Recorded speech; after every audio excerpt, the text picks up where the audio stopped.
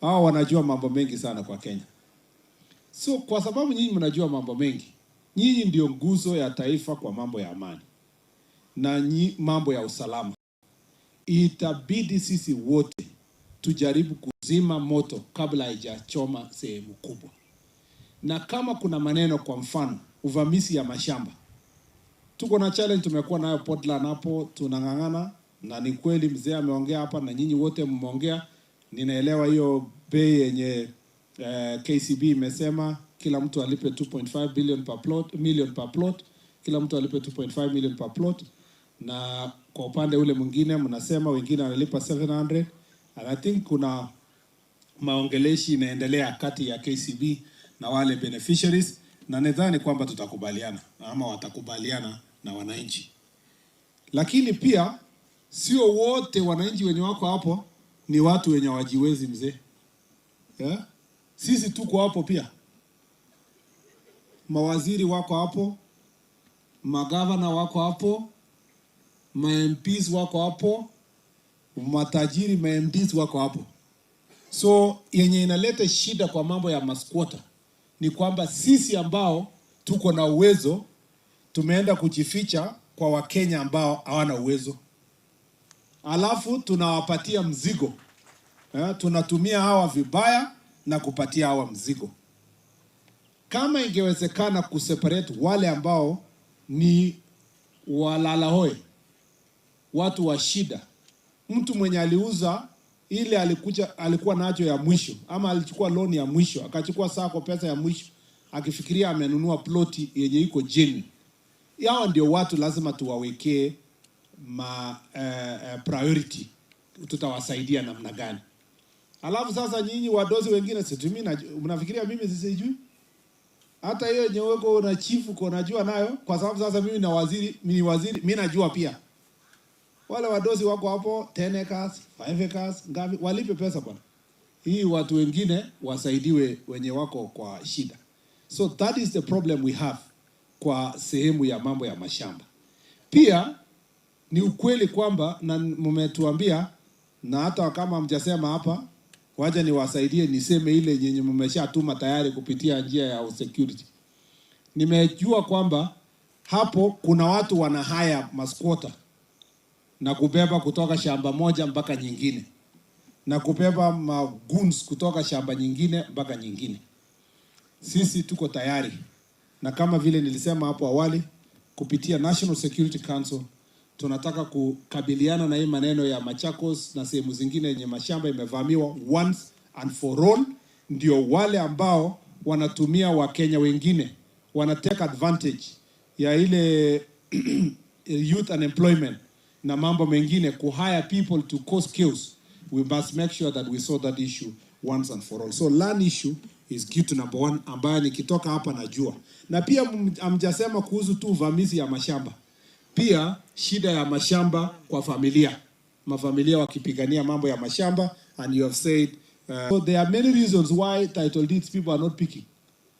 In some places you think it's because they don't have money. Lakini wengine wanasema waje ikae hapo kidogo. Kikuja kwa nyumba kutakuwa na kelele. So we must find a way of helping our people kwa mambo ya land. Number 2, tumeongelelea mambo ya miadarati, alcohol abuse na hii mambo yote. Na washukuru kwa kazi imefanyika. Nimeambiwa na county security team the challenges mko nayo na stamps ile counterfeit stamps ya Kenya Revenue Authority na Kenya Bureau of Standards. Lakini pia nimeambiwa pia kuna bado wale wana brew chang'aa na nini ambaye ni mbaya kwa mashamba somewhere nini. I want to request you that tukue serious kwa hiyo kidogo, to make sure that enforcement inafanyika. Again, kwa sababu wewe ni chief na assistant chief mko hapa mkisaidiana na OCS, if we can crack this issue on the ground, tutaweza kumaliza. Na pia msukume, nimeona mapasta ni wengi hapa, mnasukumia pasta amalizane na the remaining part of that parcel. Sisi hatujakuja hapa kusema ati tunataka pombe isikue Machakos, hapana. Sisi sio, hatuna uwezo hiyo. Pombe tunasema tu watu wauze pombe halali. Ile pombe haramu tunataka tumalizane nayo. Alafu county government tuliambiwa jana kwa Makueni, challenges also ni licensing ya bus. Sasa nyinyi mtajua hiyo, I don't know, sijasikia kwa hapa that challenge. You will know how to distribute, where there will be the bus and where there will be schools and where there will be everything. Licensing lazima tukae pamoja tukishirikiana na idara yetu ya nakada. Kitu ya tatu imesemekana hapa ambayo ni challenge pia ni hii mambo ya kubomoa public critical installations. But I'm happy also there is a strategy, and the regional security team and the IG office walini promise jana kwamba they will improve their monitoring and policing the highway, kwa sababu also it's one of the areas that has been destroyed by vandalizing critical infrastructure. I think those are some of the key challenges. I will be seeing some of them when I respond. On the part of the welfare, on the part of facilitating your work, we agree. Sisi, we agree. This is universal. Mambo ya magari, motorcycle, yenye mnatumia kufanya kazi, there is a shortage. Kuna also motorcycles imekaa more than 10 years. Yeah? Na sasa chief anabeba motorcycle badala ya motorcycle kumbeba. Yeah? Hiyo tumesikiza vizuri, and we are on the procurement process na Ministry of Treasury.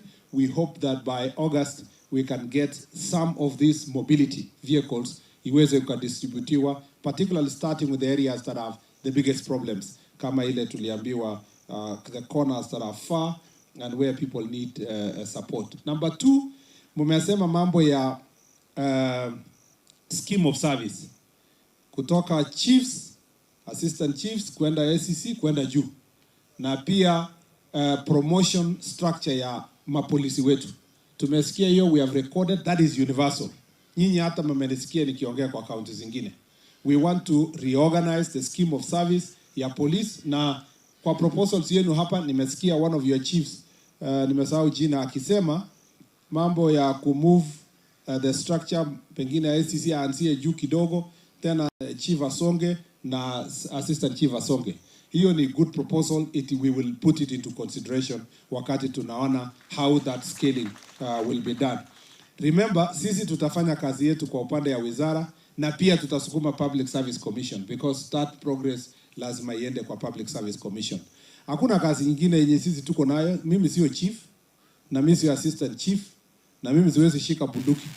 So kazi yangu ni kusaidia nyinyi muweze mfanye ile kazi mmesomea, ili nyinyi mtusaidie. So mimi na PS na the ministry, we will make sure that we take care of those welfare of yours, because it is our job to facilitate the work you are doing. Kweli mmesema kwamba AI inafanya kazi mzuri, lakini kuna shida ya inaenda ikipungua. Ilikuwa siku nyingine 1050, imekuja 30, ndio hiyo inatarabuka 20, ndio ile kuna chief amesema ni kama inaenda kupitia mlango. Lakini shida si kwamba ati imepungua. Hapana, haijapungua. Ni ile mumeongezeka. Wakati chief alikuwa moja kwa hiyo area yote ya division, alikuwa anapata hiyo pesa yote. Lakini sasa insist, mmesema tunataka chiefs, tunataka location igawiwe, tunataka another sub county kwa hapa. Nyinyi mko na 19 sub counties, how many? 9 sub counties, sorry.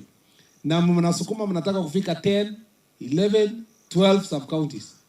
So kikiongezeka before tupate budget. Na unajua kwanza viongozi wenu wakikuja wanasema don't worry.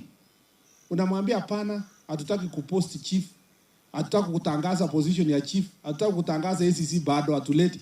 Ananikwambia hapana, waachana nayo. Wacha tu akuje kwanza, alafu tutafute pesa. So hii akuje kwanza. Sasa sisi tunasema sasa chief ataenda kwanza, alafu ataenda kufanya nini? Waacha ule chief mwingine apunguziwe kidogo, ndio huyu chief mwingine aweze endelea, ndio tutafute ya kuongeza baadaye. So we are being practical. Lakini we know very well that the need is there. Even our police stations, we know that AIE is there. And this is Universal imesemwa. We have recorded that and we will take it very seriously to ensure that we improve AIE for both our police officers and the administrative units. Mmesema pia ile vitu mnahitaji kufacilitate your work is to make sure that magari, especially for police officers, this has been told, we have been told about fuel rationalization. Nyinyi hamna shida sana penye you collect the fuel, but you have said about the amount of fuel you need and the rationalization. In other places, mtu anatoka Turkana kuja kuchukua mafuta Kitale. You know, they are also speaking about taking it closer because of the leasing program. Sometimes this program has made it difficult for people to do what they need to do. Mesikia mambo ya risk allowance, hardship allowance, all that has been said across the board. We are going to make sure that we look at it. We may not do everything at once, but we want to do the things that will have greater impact. You know, mumeambia sisi kuhusu upward mobility ya chiefs, assistant chiefs. Nimeona chiefs wengine hapa Kiingereza yao imetosha kuwa ACC. So tukitangaza the next round na wako na the minimum qualification, basi unasongesha huyo aende juu. Na nilisema we give opportunity to chiefs and assistant chiefs who have opportunity, who may want an opportunity so that they can progress. How many ACCs wako hapa walikuwa chiefs before? Wako bueno, simama tu. ACC mwenye alikuwa chief. Very good. Hakuna mwingine, it's only the two of you. Yeah. Sasa tunataka, thank you very much. Tunataka sasa hiyo ratio iende juu. We improve that ratio so that they can have an opportunity. Some of you, mtaandika chief mwingine kwa nyumbani hapa. Huyu asonge akue ACC anapelekwa huko. Kuna mahali inaitwa Todonyang huko Turkana. Aende asaidie afanye kazi kuliko azunguke Machakos tu hapa saa yote. Yeah. Simuko na ACC wanatoka sehemu zingine. Sasa nyinyi pia muende msafi huko mbale. Kwa nini mnacheka? Yeah, huko ni Kenya. So we must make sure that we have an opportunity for everybody to have an upward mobility and to motivate others issue. The other cross-cutting policy issue yenye imesemwa across the country ni kuangalia maneno ya village elders. Tumesema we want to recognize village elders officially. We define their job, we define their period of service. Alafu pengine depending on resources hata wapewe kitu kama badge yenye inaonyesha huyu ni village elder. Kama hatutaweza kulipa hata uniform, tunangangana kupata mambo ya badge. Hata kusonga alipiwe SHA. Alafu aongezewe ka kitu kadogo ya airtime ya kupiga simu hapa na pale. Alafu asisonga because we are many, we are 120,000. Hatuwezi danganya wa Kenya kwamba tutaandika employment kwa village elders ati tutalipa salary, wakuwe analipa taxes hapana. We just start pole. Lakini at least wakuwe properly recognized. Tumesema pia hatutatafuta ati tunatangaza kazi ya kuemploy a new village elders. Inaanza na wale wamekuwa wakifanya hiyo kazi tango wenye wako kwa ofisi hiyo. Ndio wasaidie kuhakikisha kwamba hiyo kazi inasonga mbele. And this can be harmonized. County governments already have village councils under the law. We can find a way of how they will work together, like without throwing out what we have already as a structure for village elders in our communities. And again, we are going to, you know why nilikuwa na wasimamisha kwamba simameni kuna chief kama kuna chiefs nini? Kuna chief yangu kwa nini hayuko hapo? Alikuwa chief kwangu huko. Na ako huko. Ama alisonga, maybe alikuwa transferred. Maybe ameenda Todonyang. Maybe Raymond ametransfer na SNA na hajaniambia. Ako huku, hata wewe unajua kuna chief pia alitoka huko nyumbani kwangu, ako huko. Alikuja huko karibu mwaka 5 ama ngapi iliyopita. Ni kama singejua yeye ni mzee wa kanisa ningesema pengine amekwama tena kwa mumempatia boma ingine hapa. Kwa hivyo ningependa kusema that is how this should be able to move forward. Tuna maneno ya training. Yes. Training ya chiefs tutaenda hapo soon. Tumeona kwamba mnaona tunamalizia ACCs yenye ilikuwa imekwama so that we can move the ACCs based on the already agreed scheme of service. Hiyo ikiisha inakuja kwa ma chiefs. And some chiefs elsewhere we have gone wamesema it doesn't have to be all of it in the APTC. Some of it can be devolved to School of Government, and there is a plan to see how best we can devolve it to different places so that the training can be more frequent. Na kuna chief hata amesema hapo, the psychosocial support also. Kama we una solve problems mingi ya shida na nini, there has to be some ways of debriefing them, the chiefs. Especially if you are dealing, unaambiwa saa yote kuna mtu umepatikana kwa mti, umepatikana mwingine, unafanya mambo ya suicide. Lakini chief pia, tuhakikisha hawatafika kwa mti. So that hakuna haja ya kudebrief. Yeah? Because hizi tuko mashinani hapa, let's also educate our families to take care of mental health. Mental health is a serious problem. Yeah? And you know, many people wanachukua mental health kama ni curse because of cultural issues and so forth. Mental health can affect anybody. Haijui tajiri, haijui maskini. Haijui mdogo, haijui mkubwa. And particularly it's even worse as you grow older because of the problems, what do they go through. And not everybody can handle a problem the same way. Whether grief, whether loss, whether divorce, whether business loss, whether children are unable to go to school, people handle mental health challenges differently. We need to debrief. Nyinyi chiefs na assistant chiefs kwa baraza zenu, ongea kuhusu mental health. Ambia watu sio aibu kusema nahitaji counseling. Ongelesha, turudishe community kama zamani. Watu waweze kuongeleshana kuhusu shida yenye wanapitia. It is this also individualism. Na unajua kwa nini ni mingi kwa mambo kama Machakos hapa? Because you are closer, you have become a peri-urban area. So the pressure ya urbanization and individualism makes it even more difficult for you because you have many mental health issues, and we want to make sure that mental health is taken care of. So training will be also emphasized. Now, let me say a few more things now, specific things, just to answer, because I wanted to globally, niseme hizo.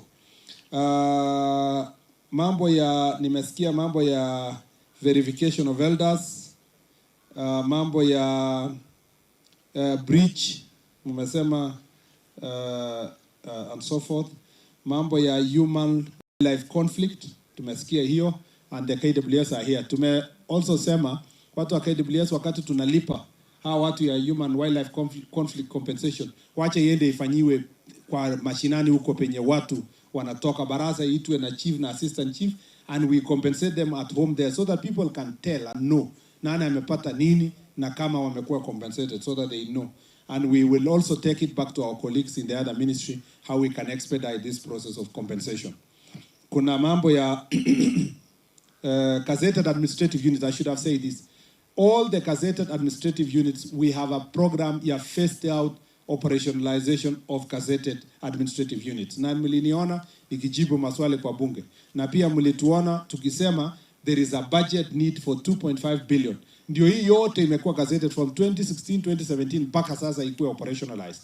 But as we progress to get the budget, we will also try to become innovative the way I told you earlier on how we are going to deal with these issues. But bear with us as we also work on this issue. There is challenges. We put security as a top issue, but also closeness of service to the people is the next very important consideration when you're doing so. Mmesema pia mambo ya uniforms. I agree. We want uniforms ipeanwe kwa county. Hakuna haja kwenda Nairobi kwa huko. Now we are going to work out. Mmesema pia quality of the uniform. That is also being worked out, and I think the administration police department is also working on that to make sure that your uniform. Na pia kila mtu apimwe apate uniform yenye inatoshea yeye. Si namna hiyo? Ya, kuna mahali nilienda na nikaona chief amevaa longi ya watu wawili. Na sweta yake inafika magoti.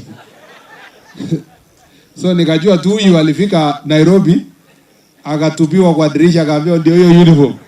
Akasema ilitosha, akaambiwa panga jipange huko mbele. Ukiwa na nguo unasimama pale na inajaribu kuanguka, hata akili iko kwa longi, unasema maliza haraka ndio utoke. So lazima we make sure that you get services that are as has been requested.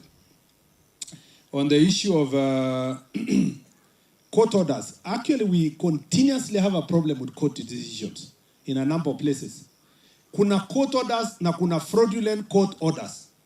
For example, in Kilifi, tuliambiwa a court is giving one person order ya occupy land in 2 different places using adverse possession. For those who understand law kidogo, when you are told adverse possession, it means you have lived in a place for a long time and it is not right you be evicted. But how can someone live in 2 places for a long time at the same time? So you can tell this court order is outrightly fraudulent. So we need also a county commissioner and your team. We work with the Court Users Association, with the judges who I'm working with, so that sensitization ifanywe kwa some of these things. Because we are still serving the people. Hakuna vile judge atasimama pale ama magistrate aseme mimi ni kotini, I'm independent. You are independent aje na unaleta court order yenye inataka kuevict familia imekaa hapo for 50 years na mtu mwenye amepewa karatasi kwa Nairobi bila kukuja kwa ground ujue nani anaishi huko amepewa court order. These things we need to work together, and I think it is time we break the barrier that exists between judiciary and other arms of government, so that such issues should not be subjected to should not be subjected to independence of judiciary, or the principle of independence of judiciary as a cloak to cover fraud. Because people nowadays, the only cover they have is court order. Mtaisha kuja na court order, anakuja akiwave kabisa ni kama imekuwa eureka. And it's like it's discovered something. And basically, it is a fraud.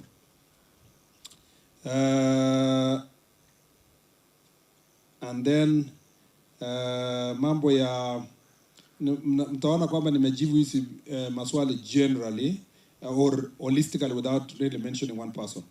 Or the person. I agree. Mambo ya Ngapu, we are working to make sure that that is operationalized, attaching police to some of the chiefs for enforcement. I know some of you mnafanya enforcement in very dangerous areas where there are criminal gangs, and it is important that some of the administrative units are facilitated with police officers under what has been established as Ngapu. Mvumilie tu kidogo as we reorganize the officers who are there. And you know that because of shortage of a number of police officers, we are now recruiting new officers in the next few months or so. We might go out to recruit new officers, and we have gotten the permission to recruit 10,000 of them. That way, it improve what the OCPD alikuwa amesema. You need younger people. Bwana Odinga alikuwa amesema kwa hapa kwamba you need younger people to be able to respond to certain challenges as young police officers. And then digitization of your offices. Again, PS, please face yenye haitumiki hata inakaa tu mzuri ndio ikae ofisi iko sawa. Wengine hawana anything. So we need to support the offices of our chiefs, assistant chiefs, and ACCs with even the county commissioner with better facilities. We have an issue of I agree on the principle of annual recruitment. After this 10,000, thereafter we should have every year at least recruitment annually. And then medical insurance, police officers, we will, next review next year, we'll make sure that all the issues that have been raised are taken care of. Mambo ya gender-based violence and defilement. Again, I'm coming back to you, chief and assistant chief. Most of the children are being defiled by their parents and relatives and people in authority in the local area, which are teachers and chiefs and assistant chiefs. Yeah? So there is a lot of cover-up that takes place on sexual offenses. I want you people to take this issue very seriously. Very seriously. Because so many young boys and girls, and I use the word boys for you to know that boys are rising cases of sodomy against the young boys. And you know, zamani, before the Sexual Offences Act, the Penal Code used to put their mambo ya rape, defilement, and they used to call it offenses against morality. It used to be, because it was the cultural thinking at that time. It's now important for all of us to know that this is very high crimes. And it's very serious in our society. And we need to hold hands together. And I want to ask our OCSs, we want to make the police station the center of excellence. And as we make it the center of excellence, let us be responsive to gender-based violence, including defilement, rape, and sexual assault. This is something that we must take very seriously. And I request you to take this serious. And as the governor spoke about, there's recovery centers here. This is an area also that we must put a lot of emphasis. I know there's a task force that His Excellency the President put in place. They will also come up with a raft of recommendations that may help us to deal with gender-based violence. We have also seen the question of digitization of police records and digitization of police sector. I want to assure you that our policy, the current policy of the police, National Police Service, is to make police station a center of excellence. And we cannot be a center of excellence with the kind of police stations we have. So we need to start a process of building good police stations. And to build good police stations that are able to serve us, I have asked the National Police Service to give us one design for a police station. What is a police station and what is the design of a police station? Once we have the design of the police station, and I'm sure they're almost completed, we want to ask all Kenyans to participate in the process of building police station. Samani we used to do Arambe. But now what we need to do is to make sure that NGCDF, National Government CDF, Constitution Development Fund, it has been doing very well in schools. We want now that to be deployed in building our police stations across the country. And we are ready to have a formal partnership with the NGCDF so that where the ministry needs to have matching resources, we can share the resources. And we will be providing standard design. But I want to call upon also all other Kenyans, business community, well-wishers, to make a contribution towards building our police stations. There is nothing.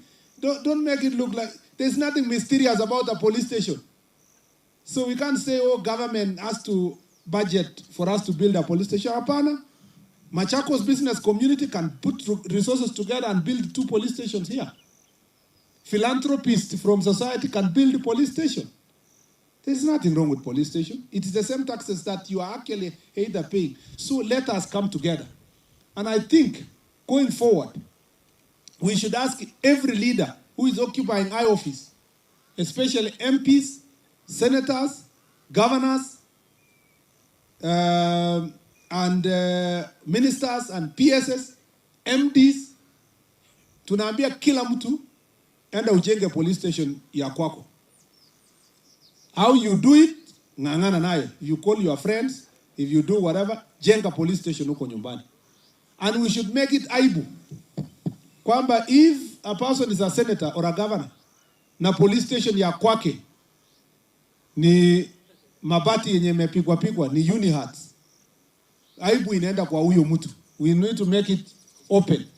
Kwa sababu siku yenye utaritaya, so utaenda tu pale kwa hiyo nyumbani na watu watauliza na hii mtu sasa hata police station tu peke yake. How is it looking like? So we want to have, and we are going to roll out the designs. Then we ask people to contribute to building the police station. So it doesn't become all the time, where is the budget, where is this? Let's do it together so that we can make a police station a center of excellence. And as such, digitization policy, National Police Service includes digitizing occurrence book. And that process is ongoing. We want to make sure that it is rolled out soon. Ndio sasa Kenyans will report crimes everywhere they are without you don't have to be physically at the police station. Bwana County Commander and County Commissioner, you have to deal decisively with this issue of cattle theft. This is embarrassing. We are dealing with banditry huko kwingine. Ati ng'ombe inachukuliwa hapa inawekwa probox kwenda kuuzwa kwa Dagoretti na nyama kima. Please, let's deal with this issue decisively.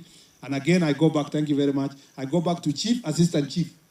Hakuna ng'ombe inaweza toka ya kwanza, ya pili, ya tatu, na mjajua wezi ya ng'ombe kwa locality yenu ni nani. We just need the OCS to be proactive. When the community report, let's deal with the suspects. We know also, mtasema kotini na watoa. Jana niliambiwa kwa Makweni, ACC moja aliniambia ati sasa unapeleka mtu umeshika kwa banki. Alafu sasa community kabisa wanakupigia makofi. Anapelekwa kotini ya hapo. Wakati akifika kotini, magistrate atasema this is sentenced to community service. Alafu anaambiwa enda ukate nyazi kwa compound ya ACC. So adraya wakipita wanaona ile mtu ya bangi, kumbe ACC alienda kuandika. You know? So watu wanasema hakuna haja kuripoti hii maneno. Ukiripoti ACC ataenda inasaidia tu ACC kwa sababu anaenda kupata employee ya bure. Na sio makosa yake. So it's important again to work with the judiciary to make sure that those people who are arrested have punitive, whatever. Issues here, balanced distribution of police officers tumesikia, police uniform tumesikia, improvement of welfare of police constables. Again, the task force that the president aliweka ya improve welfare of police is ongoing, and we will continue this process. The issue of cartels, wananchi wamesema mambo ya cartels, mambo ya bridges, women groups including Mololondo, nimesikia, nitapeleka habari vile mmesema. Na hata president kukuja sehemu hii is almost ako njiani anakuja kwa hii region, na atakuja na kukuja tena. Nimeona Mitamboni police station mnataka ikue police post. Wapi ile mtu ya Mitambani? Sasa nitaambia ule rafiki yetu mwenye alinifanya nikuja hapa Mitamboni akuja ajenge hiyo police station. Yeye mwenyewe hako hapo. Nitaambia Munyao akuja ajenge. Now that alileta hapo, ndamwambia nimesikia amestakiwa kwamba Mitamboni police station. Na najua ulisema ni police post ikue police station. Hiyo ni kazi yetu tutafanya, lakini ajenge kwanza. Ndamwambia. And then chief's offices, to have clerks, hiyo pia tumepewa. We will go and see what cost will it take to have a secretary or a clerk for the chief. And then Bwana Mumo meongea kuhusu Green Army, meongea kuhusu mwingine at River Stadium as a stalled project. Tumeandika conflicts ya border, improvement of allowances of chiefs. There is no fee. Mimi nimepata hii swali everywhere. Tumeenda tangu tutoke Kitui. Watu wanasema ati wanalipishwa kutrack simu yao. DCI kwani iko pesa ya kulipa ya tracking? Hiyo ni ukora. Hakuna pesa. Hakuna pesa ya kulipa, ndio huyu DCI yako hapa. There is no money to be paid to track your phone. Once you report to police, hiyo ni kazi yao kujua how they will do it. Hiyo ingine sasa ni ile ingine yenye pastor alisema sadaka ya usiku. We have to deal with it. There is no, and we are resourcing our police service to make sure that they have greater capability to be able to track many of these criminals and their phones that are stolen. Okay, I have seen all this youth empowerment, sexual exploitation, need for cold rooms, cold storage. Hii yote yenye mesema.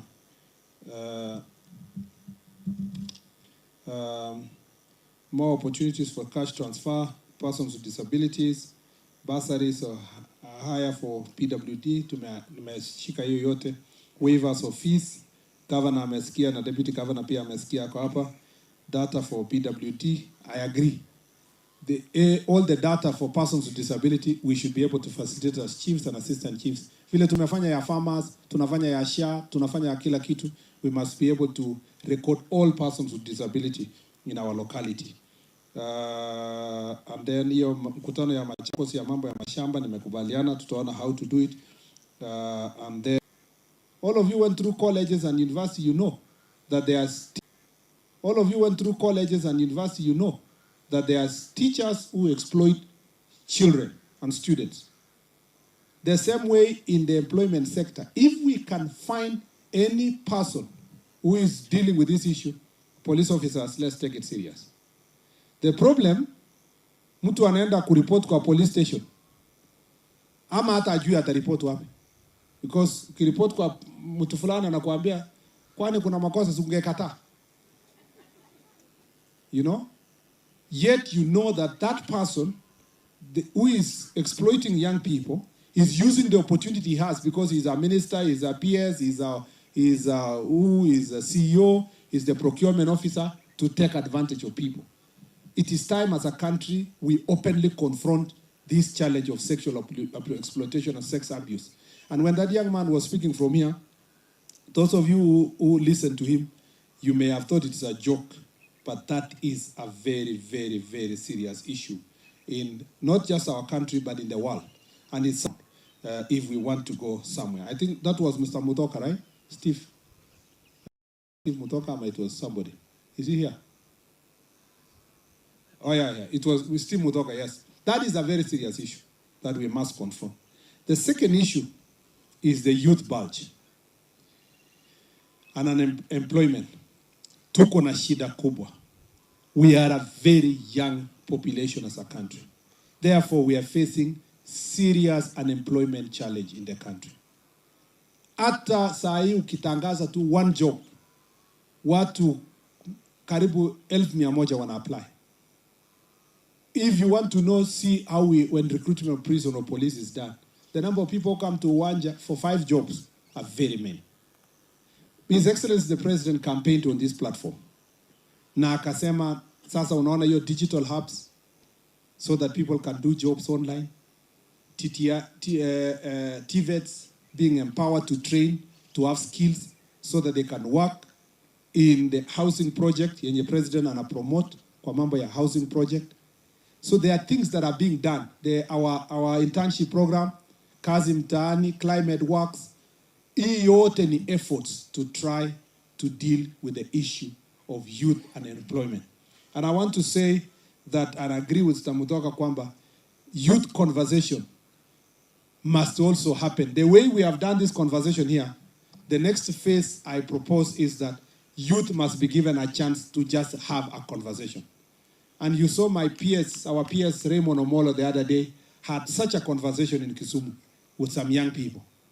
This should be now upscaled, working, CC, the Ministry of Youth, the Ministry of Labor. We want to have this conversation and find, and not conversation so that we just listen. It's also to listen and act on the areas that these young people are proposing that we can make a difference in those areas. We are ready for that conversation, and it has been going on, but I agree with Mr. Mutoka that that conversation must be upscaled. Unfortunately, political players and enemies of progress are turning the challenge of youth bulge to also turn our young people to either criminal activities or to exploit them for political gain. This is something that we must condemn. And I don't know. You see, sisi sasa mimi ni waziri kama mimi. Nimekuwa hapa sasa miaka 3. Ati sasa nikitoka hapa, ninakuja kupatia lecture waziri mwenye atakuja. Nimwambie, wewe fanya mambo ya vijana. Na wewe ulikuwa hapa. You know? Unapata mtu alikuwa governor. Anataka kulecture ile governor hako hapo kwamba hawezi kitu. Lakini wakati alikuwa governor, he had an opportunity to make a difference. And those challenges were there. Wewe ulikuwa president jana. Hata wino yenye ulikuwa unasainia decisions kama rais. Hata haijakauka. Lakini suddenly umekuwa very clever. Na umekuwa malaika haraka. Sasa wewe ndio unatupatia lecture kusema fanyeni maandamano, pigeni serikali. Na jana ulikuwa hapa, hata miguu yenye, hata ile penye ulikanyaka ukitoka mlango ya State House haijakauka. Suddenly very clever. This exploitation of our young people is not right. And I want to ask leaders across the political divide. This is not an issue for political gain. This is an issue that we must, all of us, act responsibly. Because the youth bulge is not a question of today. It's been happening. But tomorrow also it's going to be worse. We will have higher numbers. If we don't pull together to jenge factories. Mwana Rais ametembea, ameenda kuuza investments za Kenya so that we can get factories, we can get investors bringing money to employ our young people. This is an area that we must, all of us, close ranks, because as a nation, we need to deal with the issues of our young people. Na ya mwisho, two other things. Nyinyi, lazima to deal na corruption. Ile complaint watu wako nayo hapa ni kwamba, sisi tumetangaza for example, ID ya kuchukuliwa mara kwa kwanza ni bure.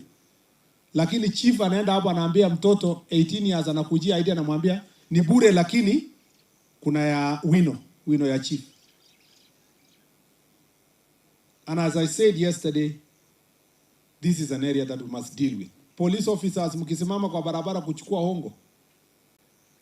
Ukichukua hongo kutoka bodaboda.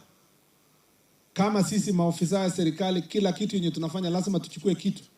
It creates despondency, it creates hatred towards everybody who is working for government. Not just elected people, everybody who work for government. Let us do our job with integrity. And let us confront corruption on the face. If we don't do so, this corruption is going to eat us ourselves. The reason why tuko na mambo ya shida ya mashamba hapa si ni corruption. These are people who are so well connected in government offices, just creating problems around here and so forth. So corruption is something we must confront. Number 2, competency and knowledge. Kazi yako wewe ukiwa unafanyia kazi serikali, ujue kazi yako inahusu nini na nini imebadilika. Improve your skills. Enda hata YouTube usome mambo ingine, sio lazima yote uitwe seminar. Read the latest book. Soma kitu. Wengi wetu hapa, the last kitabu ulisoma ni vile ulimaliza college ama shule. Saa hii hujaona hata kitabu. Hata una dakika 5 ni ya kusoma kitu. Kazi yako ni kusoma gazeti, na gazeti iko na fitina mingi, hata haina knowledge. So we need to spend time to read. Now when we say to read, sio Twitter na Facebook. Read ya ukweli. Get a book and read and empower yourself. Wewe ni chief, kuwa chief mwenye amesoma kidogo. Ukisimama kwa mahali watu wanasema chief leo amepata knowledge gani nyingine. Na pia penda kazi yako. Pana kuwa mtu mwenye anachukua kazi yake tu hivi. Naona chief anafika mkutano anaambiwa, nasikia raia wanaongea kwa sababu ameona pengine kuna mtu ataniripoti, anasema wamesema kila mtu aregister SHA. Mmesikia? Wamesema. Alafu mraia anamuuliza, na hii SHA kweli hii kitu inafanya kazi? Unasema mimi sijui, ni mambo ya hii serikali, lakini wamesema muandike. Sasa hata mwananchi mwenye wako hapo sana wana tu hii mtu ni ya opposition, hataki hii kitu ya SHA. And it's not just national government programs, even county government programs, you know. Kama ni kufunga bar, kama ni mambo ya licenses, just try to know what's happening, both in national and county government, so that you have the knowledge to advise your people and lead them. This is a leadership position. Wewe ni kiongozi bila kuchaguliwa. You are interacting with the people throughout. This is leadership. Have a positive impact on the people you are dealing with. Now, your second last. Mwisho actually for now, before we go to the last round. You are the spokesperson ya ministry yako. Yani wewe ni spokesperson ya ofisi yako. Pana ngojea waziri akuja aseme. Kama wewe ni chief na kuna mashida unangangana, wacha kusema utaomba ruhusa PS ndio uongee. Ongea. Tembea na watu ya media. Ongea kwa Facebook na TikTok. Fanyia watu yako education. Kuna chief moja, I think aliretire huko Trans Nzoia. Huyo vasa. Tunaona sasa nyinyi wote mnajua ako active kwa social media for positive change. Ongea. I want to tell all the administration and police officers here, you have a right to address the people of Kenya through the media and other means on the work you are doing, because there is no secret in what you are doing. Usingoje, sasa wewe ni OCS, umeenda kufanya operation, unaenda kwa giza. Ukimaliza operation ambia wa Kenya, tumeshika chang'aa kiasi hii, tumeshika wakora wenye wanaangusha transformer namba hii, ndio wa Kenya wajue unafanya kazi. Because sasa kumekuja na tabia ya wa Kenya wanafikiria polisi hakuna kitu wanafanya mpaka something ikue wrong ndio sasa inakuwa reported. Tunafuata polisi anajitetea. Why are you only on media when unajitetea? You should be on the media when your work is being done. Hiyo unaona hii kitu yenye watu wana complain kwamba the government is struggling with communication. It is not because of communication officer or the minister. It's because sisi wenye tumekaa hapa tumenyamaza. We are not speaking about the work we are doing. Ule kijana alikuwa hapa, ule Dio. Sunaona alikuwa anaongea vizuri hapa. Kwa nini asiongee kwa TV? Namna hiyo. Aeleze sisi hapa Mlolongo, ndio wako huko. Ya sisi Mlolongo tumesanya hivi, tumefanya hivi. Anangojea nani? Who is he waiting for? County Commissioner. Tunataka kusikia wewe ukinguruma hapa, ukieleza tumemaliza hii, tumemaliza hiyo, tumefanya hivi. Usingoje ati Piers Omolo once atakuja once Machakos, aende Turkana siku gani, aende siku gani Lamu. Na waziri atakuja mara ngapi? Wewe ndio ofisa ya serikali hapa. Ongea mambo ya ofisi yako hapa iende mbele. Ama mnasemaje? Waache uoga. Na kama hujui Kiingereza ongea Kiswahili. Wewe unatakia nini Kiswahili ukiwa Ukambani hapa chief? Ongea kwa ile lugha ya nyumbani.